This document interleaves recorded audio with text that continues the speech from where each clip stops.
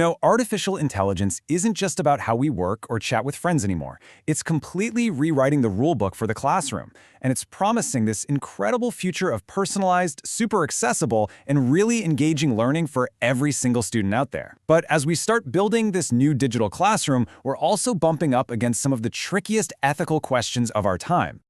So what does this new digital classroom actually look like? Well, it's way more than just putting textbooks online or recording a lecture. We're talking about a whole new dynamic ecosystem for learning. I mean, the toolkit that teachers have now is truly a game changer. Just imagine AI tutors that adapt in real time the second a student starts struggling with algebra. Or what about VR simulations that can drop a history class right into the streets of ancient Rome? Look, these aren't just flashy gadgets. These are platforms that give instant, personalized feedback, literally creating a unique learning path for every single student. And the vision here, it's really powerful. The big idea is that AI could be this incredible equalizer. The hope is that these intelligent systems can give one-on-one support to the students who need it most. Whether they're in a tiny remote village, have special learning needs, or just go to an underfunded school. It could really help close those stubborn achievement gaps. It's a seriously inspiring vision, but it really forces you to stop and ask a critical question. As we hand over more and more of the teaching process to algorithms, what are the hidden costs of this whole tech revolution in our schools? So, to answer that, we've got to look past the shiny surface of EdTech and really dig into its ethical foundations. Because if we build this amazing future on shaky ground, the consequences for students could be, well, pretty huge. Okay, so the first and maybe biggest challenge is simple: equity. If the classroom of the future runs on super-fast internet and the latest devices, what about the student who can only get online using their parent's phone, or the school district that just can't afford the new software? Instead of being a bridge, technology could end up becoming a wall, making the very inequalities it was supposed to fix even worse.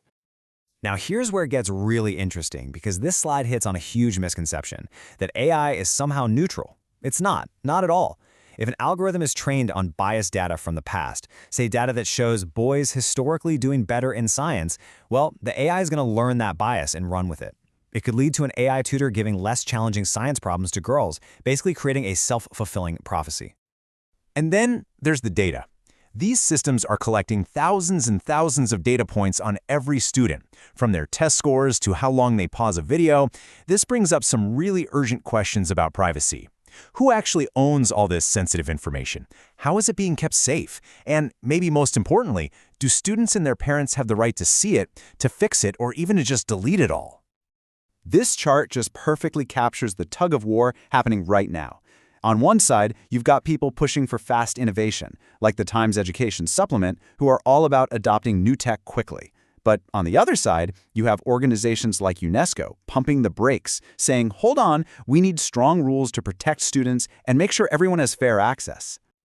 And all this talk about tech brings us right back to the people at the heart of it all. Because this new world isn't just about the software, it's completely reshaping what it means to be a teacher and a student. So far from making teachers obsolete, this actually makes them more essential than ever before. Their job is shifting from just delivering information to becoming really ethical navigators. They're the ones who are going to teach critical thinking, who are going to foster digital literacy, and, this is crucial, who are going to act as that human check on the technology. They're the ones who can advocate for a student and say, nope, this AI recommendation isn't what's best for this kid.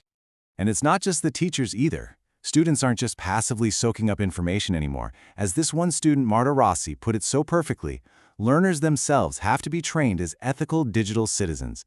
They need the skills to understand how this AI stuff works, to question the answers it gives them, and to see their own part in building a responsible digital world. Okay, so this begs a huge question. Who's actually responsible for building the ethical guardrails for all this technology? Well, the answer is being written as we speak, in everything from company policies to major global agreements. And we're seeing some major moves on the world stage. Take UNESCO's recommendation on the ethics of AI. This is historic stuff. It's the very first global standard that all 193 member countries agreed to, all with the goal of creating an ethical foundation for human-first AI. So how does a big idea like that actually become law? Well, the European Union's AI Act is a perfect case study. It shows the whole journey from international agreement to actual rules on the ground. By creating strict requirements for what they call high-risk AI systems, which includes a lot of educational tools, the EU is setting a really powerful new standard for what a trustworthy AI ecosystem should look like. But at the end of the day, making sure that AI in education is used ethically isn't just a job for policymakers. It's really a shared responsibility that lands on all of us: the developers coding the tools, the schools using them, the teachers guiding the lessons, and of course, the students learning with them. And this is really the key takeaway, isn't it? Technology can be an amazing tool for getting content across, but true education, well, it's about so much more than that. It's about shaping how we think, instilling our values, and building our futures. We have to make sure that our technology is always in service of that fundamental human goal. So the classroom of the future, it's not some distant sci-fi dream. It's being built right now, in lines of code and in policy debates, in classrooms and in startups. The only really important question left is this: are we ready to step up and be its ethical architects?